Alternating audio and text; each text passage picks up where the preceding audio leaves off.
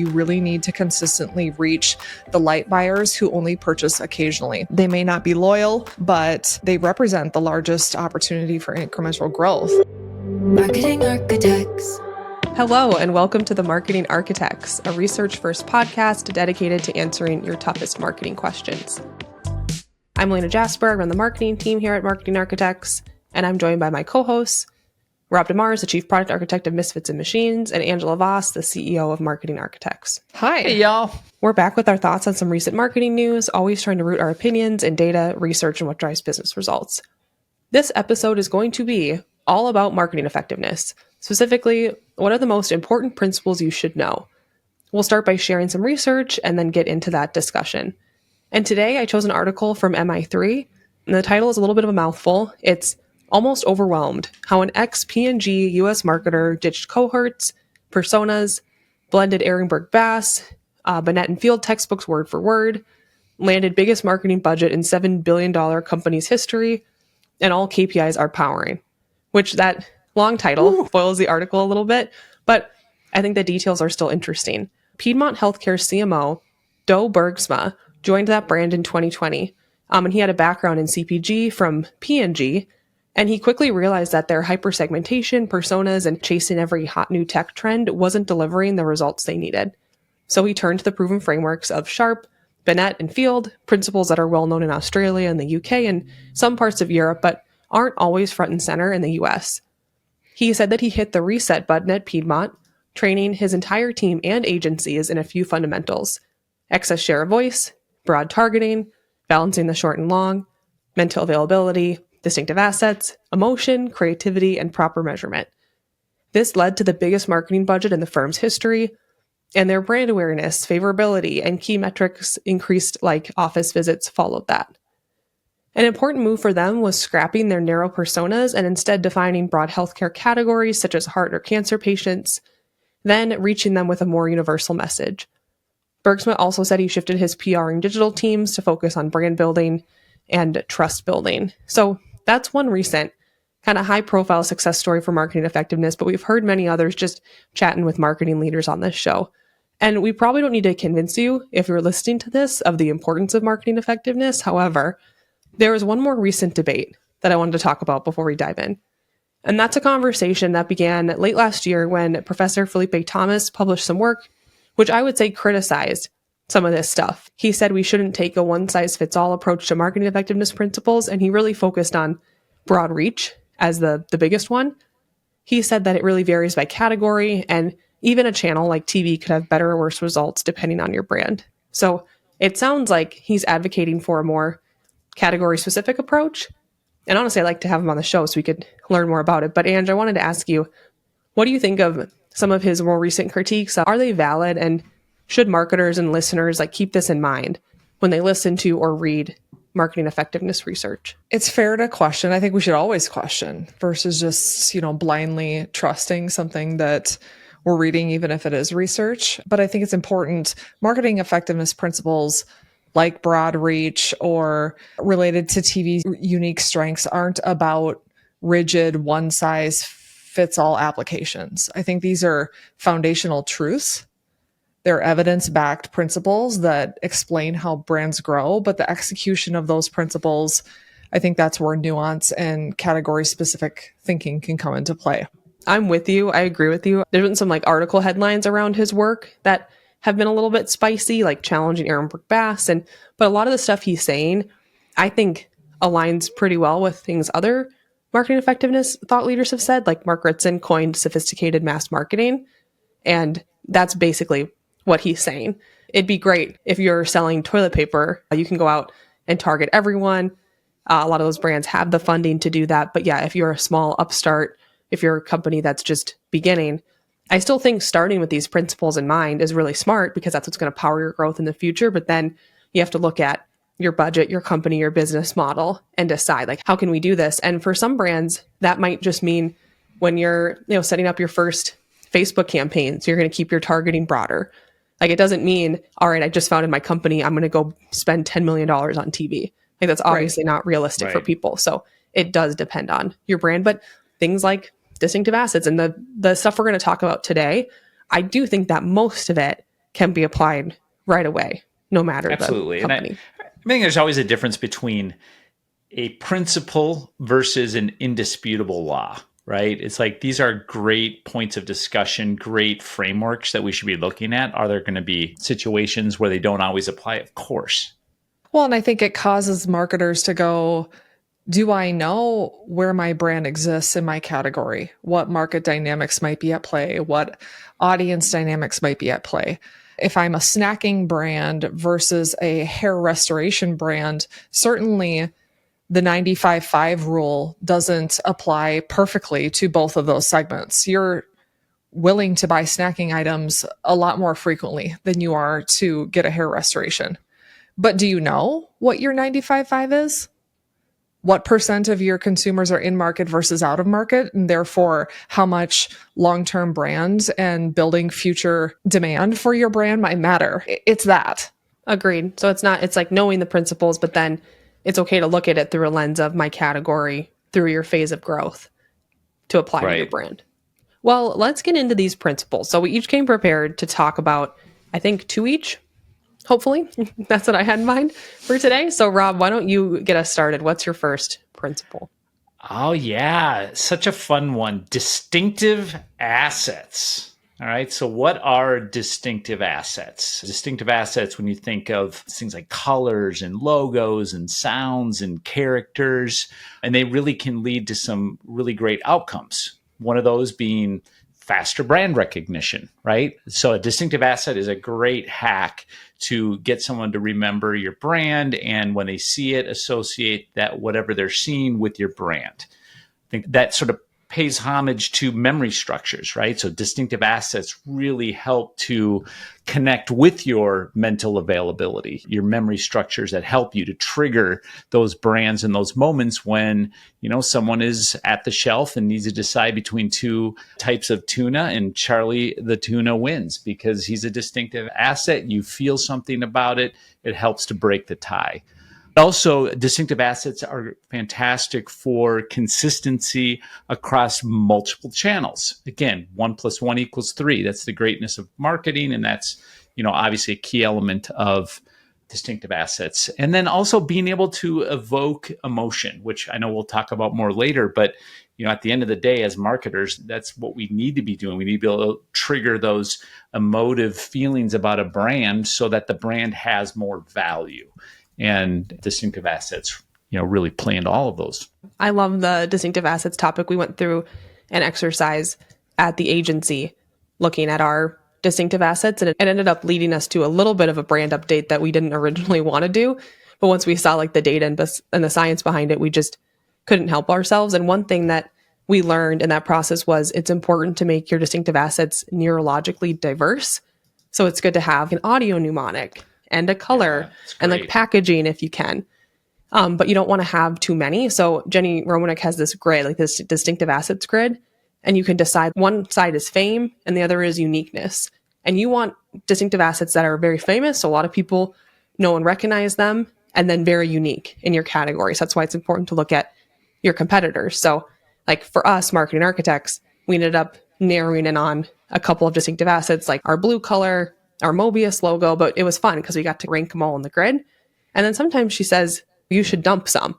You shouldn't have a million distinctive assets because you can't maintain as many. So some focus can be good. I think that's such a good exercise. I think you get so familiar with your brand that you think you're special, and then being able to look at yourself up on the wall with all of your competitors, and you're like, holy smokes, maybe we do have to work a little harder to get more distinctive. So yeah, it seems like an obvious exercise, but one I think few marketers actually spend the time actually going through.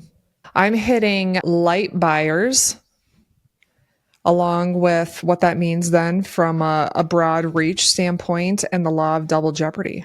So 3 in 1. So light buyers, one of the most important yet often overlooked, I think, drivers of growth. Feels a little counterintuitive for marketers to say, you know what, we're really focused on this year is finding people that buy less from us.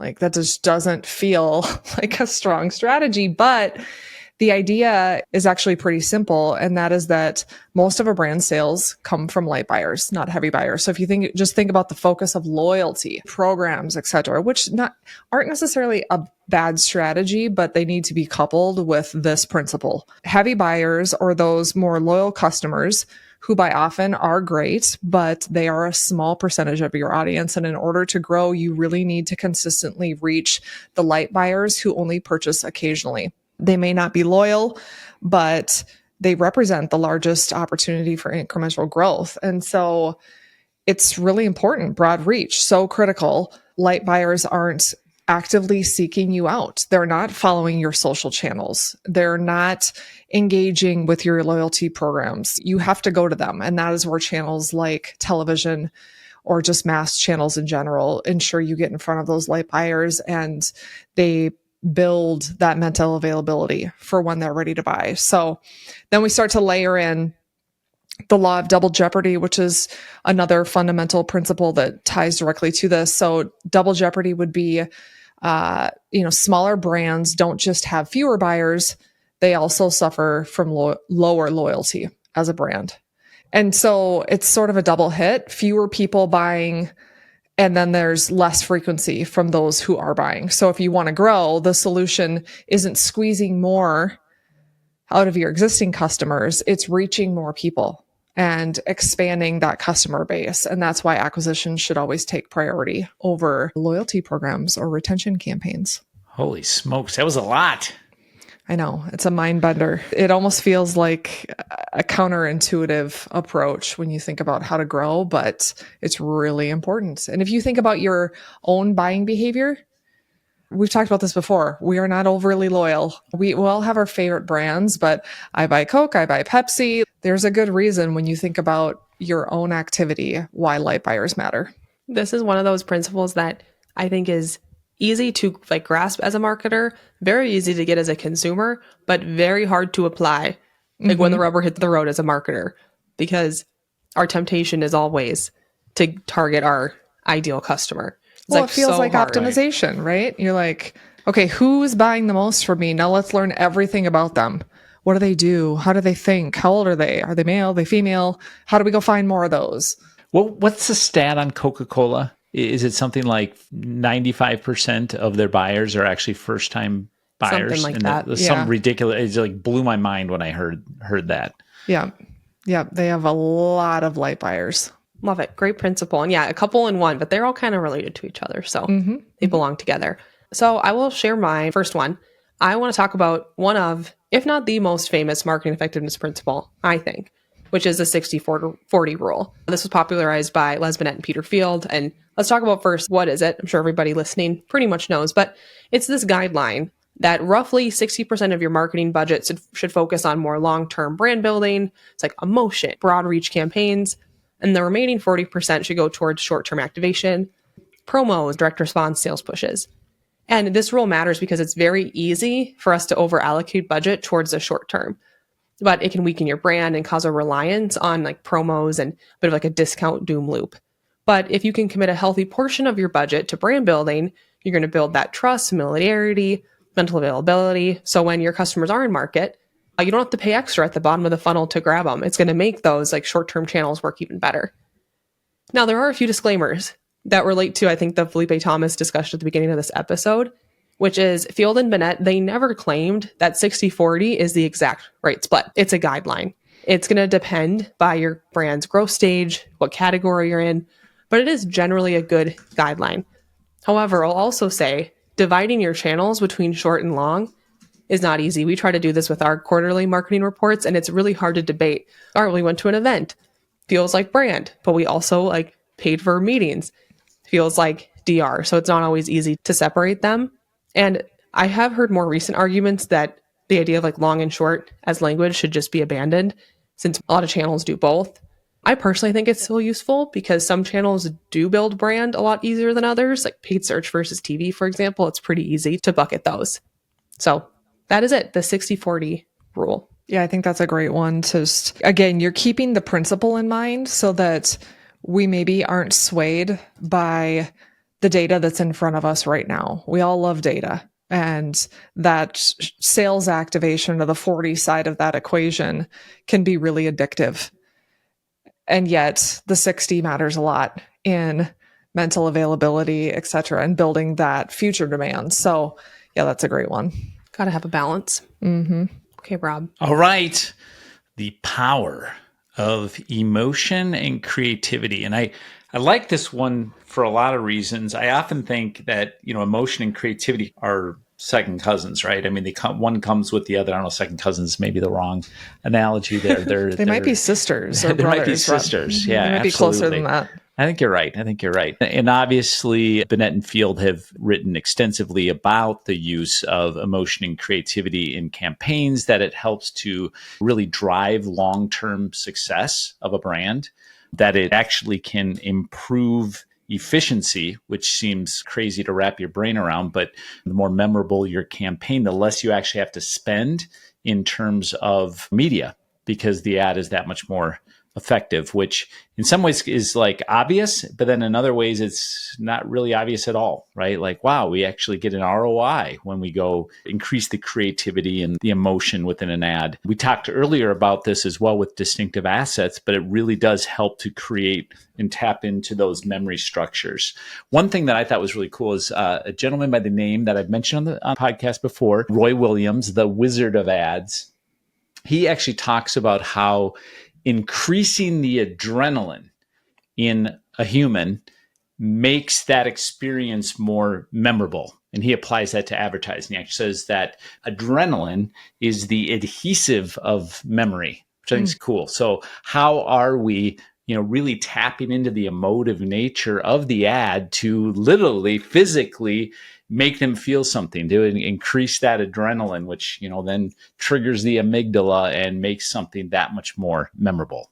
Ultimately, how are you using all of this to make your brand famous, right? Because fame gives you the ability to amplify your brand and give you that disproportionate return on everything that you're ultimately spending on. And then there's definitely, as you're making a more memorable campaign, people often go, well, that doesn't really help trigger those immediate responses. But that's not what the research is showing. That actually helps to increase activation within a campaign. Rob, what's that Bob Dylan quote you love about fame? Oh, I just love this quote. I just saw the movie with Timothy Chalamet, whatever, however you say his name.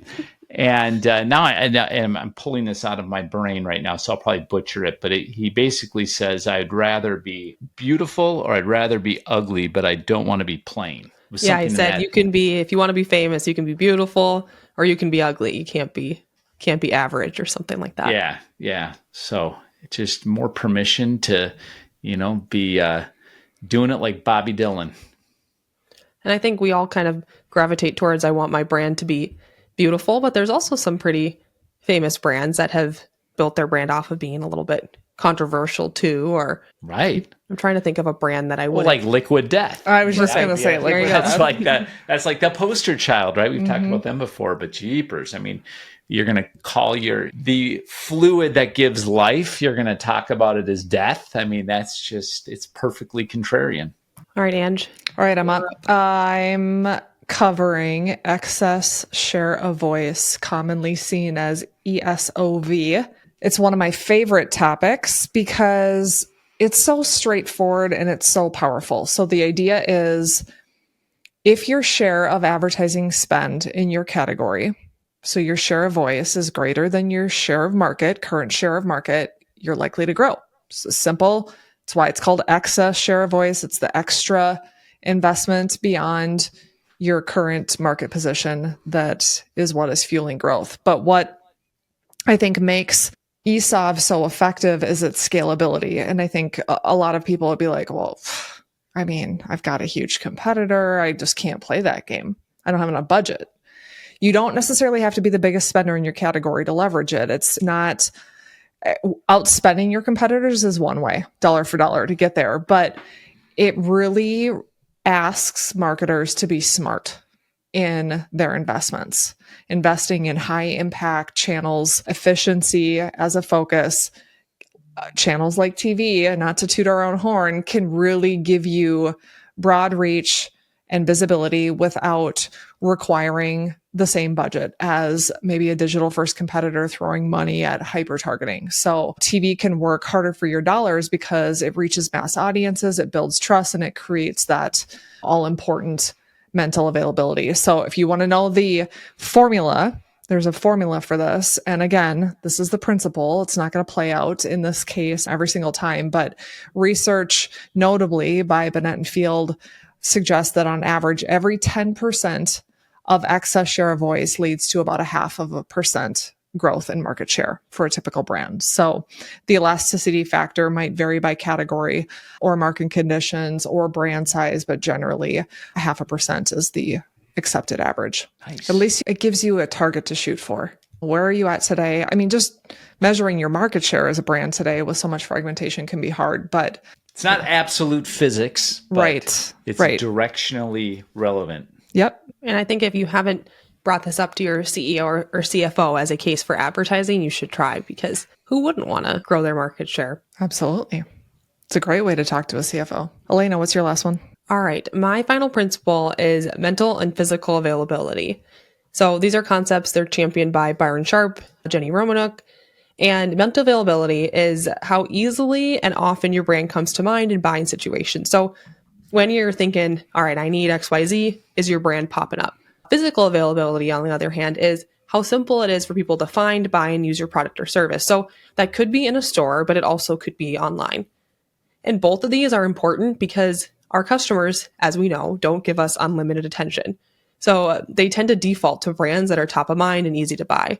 And I think we've talked about this before, thinking about your own buying behavior. When you need something, you're probably going to default to what's top of mind. If you only focus on fun ads, but you're out of stock everywhere, you're going to lose. And then if you're in every store, but no one recognizes your brand, and I love this, you're just basically wallpaper.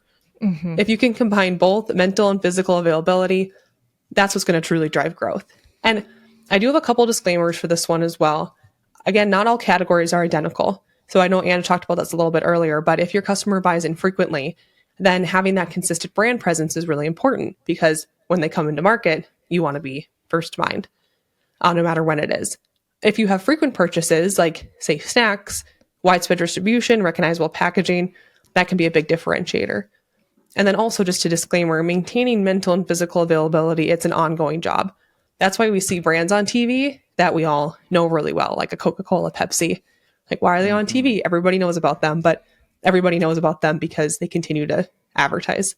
You have to keep re-earning your attention and your shelf space as new competitors enter your category or consumers just change their habits. And I know I said this earlier, but I love this phrase. You want to be first to mind and easy to buy. First of mine and easy to buy. Great principle to live by. I love the re-earn. I think that's a great way to put it. Got to re-earn that spot. Well, and this is a space that didn't get a lot of love. I mean, if you think about just the explosion of D2C brands and all of the energy around that, everyone was so excited about, like, oh my gosh, I don't have to go to a store. I can buy everything online, all the e-commerce focus, which is fine, but it has its limitations. And now you see a lot of those D2C disruptor brands, we would have called them back in the day. Guess what? Throwing up brick and mortar, and now they're on the shelf at Target, and that's why. I was going to say the most successful D2C brands today have physical availability. Mm-hmm. So a lot of those other ones are just gone that were only operating online. So if you can have both, you probably need both. All right. So to close today, those are all the marketing effectiveness principles we're going to cover. I think that was a pretty good summary. I wanted us to share kind of a personal or professional kind of guiding principle that's important to you. So Rob, why don't you get us started here?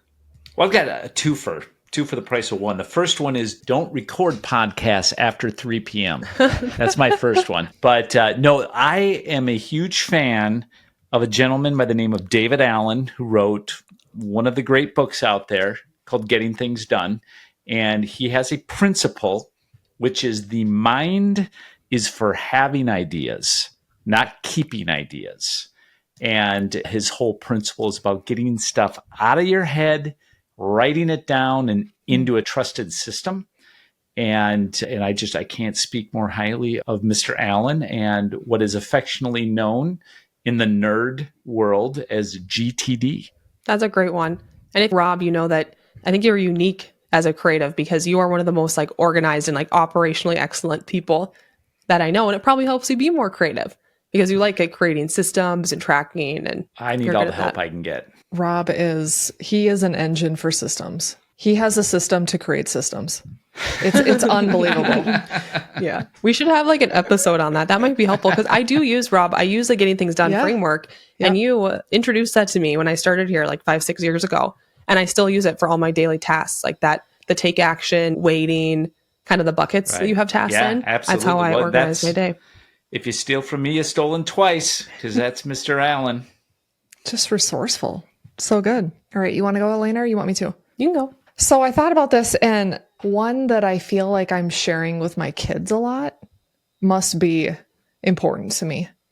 And it shows up in my life too. And that's just to leave gaps in your plans. It sounds counterintuitive versus like having everything always figured out, but like leave room for spontaneity or even chaos to guide potentially unexpected success paths, I think is important in your professional life, in your personal life. More often than not, when those shifts are happening, they don't feel great at the time, but in the end, a lot of times it plays out in your favor. So that'd be mine. That's such a good one. And I think it's hard in a world where you always have a phone. You always have the ability to be doing something, right? At any given moment. And how do you give yourself that space for serendipity? That's a great one. That's hard to do as like control freaks where we like to have our whole life planned Yes. out. Everything all planned It's out. hard. Every T is crossed and I is dotted. Yep. So we got a nice yin and yang there between GTD and, hey, just chill out a little bit. So this is good. Take us home, Elena. Yeah, mine, I don't know. Mine's more philosophical. I don't know where I originally heard this phrase, but life is an echo. So whatever you send out there comes back. I try to remind myself of that if you're in a situation that feels unfair or you feel like, oh, this isn't happening the way I want it to. If you're sending out good things, you're working hard, you're being nice, it might not right away seem like it's coming back, but it always does. It's kind of like karma. Right. I definitely believe in that. And things just seem to come back around no matter what in some way. Great one. That's a really good one. So true. Well, there we go. It's a good place to wrap it up. That's it for this episode of The Marketing Architects. We'd like to thank Taylor De Los Reyes for producing the show. You can connect with us on LinkedIn, and if you like the podcast, please leave us a review. Now go forth and build great marketing. Second podcast of the day at 3 p.m. Our issue, Taylor, will be that we can't talk. We survived. Okay, good job, guys. Sorry, I did podcast. just totally, my brain just started going, where am I? Yeah, Rob was not firing on all cylinders for that. Rob's like, I don't know where I am. Marketing architects.